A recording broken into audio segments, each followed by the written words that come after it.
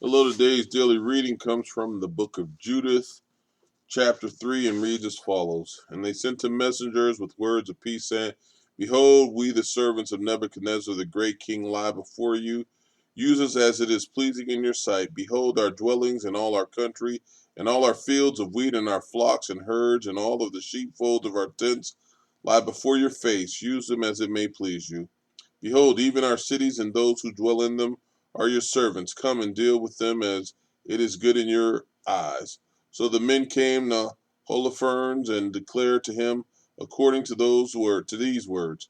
He came down toward the sea coast, he and his army, and set garrisons in the high cities, and took out of them chosen men for allies. They received him, they and all this country around them, with garlands and dances and timbrels. He cast down all their borders and cut down their sacred groves. It had been given to him to destroy all the gods of the land, that all the nations would worship Nebuchadnezzar only, and that all their tongues and all their tribes would call upon him as God.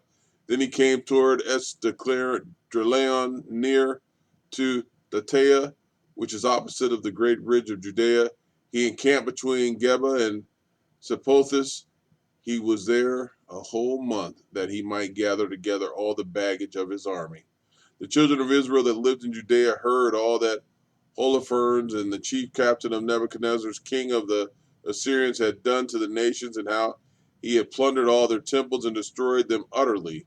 They were exceedingly afraid before him, and were troubled for Jerusalem and for the temple of the Lord their God, because they had newly come up from the captivity, and all the people of Judea were recently gathered together, and the vessels, the altar, and the house were sanctified after being profaned. And they sent into every coast of Samaria, to Cano, to Bethoron, Belamanim, Jericho, to Koba, Sora, and to the valley of Salem. And they occupied beforehand all the tops of the high mountains, fortified the villages that were in them, stored supplies for the provisions of the war, for their fields they were newly reaped. Joachim the high priest, who was in those days at Jerusalem, wrote to those who lived in Bethulia and Bethlehemim, which is opposite of Esdraelon, toward the plain that is near to Dosam, charging them to seize upon the accents of the hill country, because by them was the entrance into Judea, and it was easy to stop them from approaching, since the approach was narrow, with space for 2 men at the most. And the children of Israel did as Joachim the high priest had commanded them, as did the senate of all the people of Israel which lived in Jerusalem. And every man of Israel cried to God with great earnestness.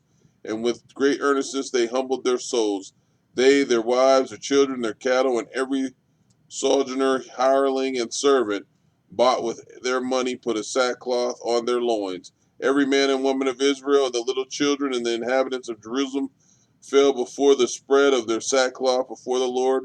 They put sackcloth around the altar. They cried to the God of Israel earnestly with one consent, that he would not give their children as prey, their wives as plunder, the city of their inheritance to destruction, and the sanctuary to being profaned and being made a reproach for the nation to rejoice at.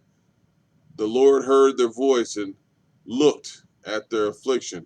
The peoples continued fasting many days in all Judea and Jerusalem before the sanctuary of the Lord Almighty. And Joachim the high priest and all the priests that stood before the Lord, and those who ministered to the Lord, had their loins dressed in sackcloth, and offered the continual burnt offering, the vows, and the free gifts of the people. They had ashes on their hats.